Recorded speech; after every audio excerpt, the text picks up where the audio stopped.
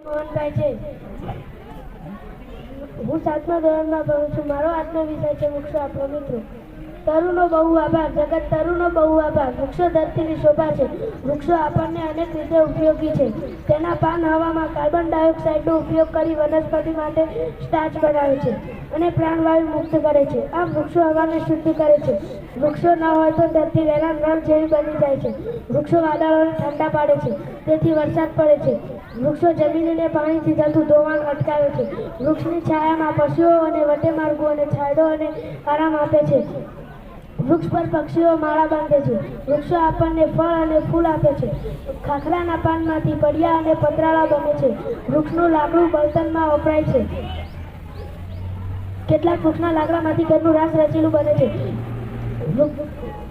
વૃક્ષો આપણને મધ, લાખ, ગુંદર, રબર તેમજ કેટલીક ઔષધિઓ આપે છે. પોચું લાકડું, કાગળ